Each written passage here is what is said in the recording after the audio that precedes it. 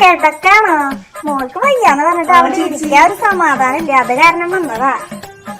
എന്ത് പറ്റിയതാ? ചെറുതായിട്ടൊന്ന് പ്രഷർ കുറഞ്ഞു, അപ്പൊ ഒന്ന് തല ചുറ്റി. പിന്നെ ഗ്യാസിന്റെ പ്രശ്നം വെച്ചാൽ നെഞ്ചത്തേക്ക് ഇങ്ങനെ തട്ടിയിട്ടേ ഭയങ്കര നെഞ്ചത്ത് ഭയങ്കര ബുദ്ധിമുട്ടും അങ്ങനെ ആകെ അസ്വസ്ഥതയായിരുന്നു.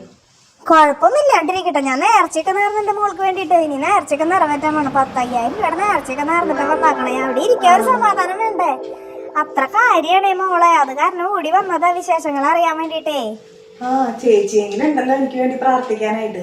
ചില ചെറ്റ നാട്ടുകാരുണ്ട്, അവരുണ്ടല്ലോ നമുക്ക് എന്തെങ്കിലും വയ്യാണ്ടായി കഴിഞ്ഞപ്പോൾ നമ്മൾ മുന്നേ എന്തെങ്കിലും പറഞ്ഞേ. ഇപ്പൊ എക്സാമ്പിൾ ചേച്ചിയോട് ഞാൻ പറഞ്ഞിട്ടുണ്ടെങ്കിൽ ചേച്ചിക്ക് 30-35 വയസ്സായില്ലേ, ഇനി ഓരോ വയ്യായകളൊക്കെ തുടങ്ങും നമ്മൾ ഇങ്ങനെ വർത്താനത്തിൽ പറഞ്ഞിട്ടുണ്ടെന്നൊക്കെയാ.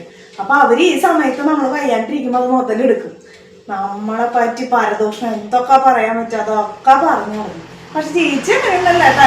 ചേച്ചി എന്തായാലും എനിക്ക് വേണ്ടി പ്രാർത്ഥിക്കണ്ടല്ലോ. സ്നേഹം, ഒരുപാട് സ്നേഹം ചേച്ചി. എന്നാ ശരിട്ടാ, ഞാൻ അടുപ്പത്തെ ചീഞ്ചട്ടി വെച്ചിട്ട് വന്നാക്കണേ. ശരിട്ടാ എന്നാ. ശരി ശരി.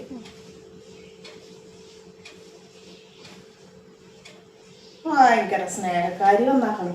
നമ്മളൊന്ന് വയ്യാണ്ട് കിടക്കുമ്പോഴേക്കും കുറ്റം കുറച്ചില് അന്വേഷിക്കാൻ വന്നാക്കണതാ. പക്ഷെ ഇതിനൊക്കെ ഒന്ന് ജയിലിൽ പോകാൻ പറ്റാണ്ടല്ല. പിന്നെ ഗോതമ്പ് കൂടെ തിന്നാൻ എനിക്ക് വലിയ താല്പര്യമില്ലാത്ത കാരണം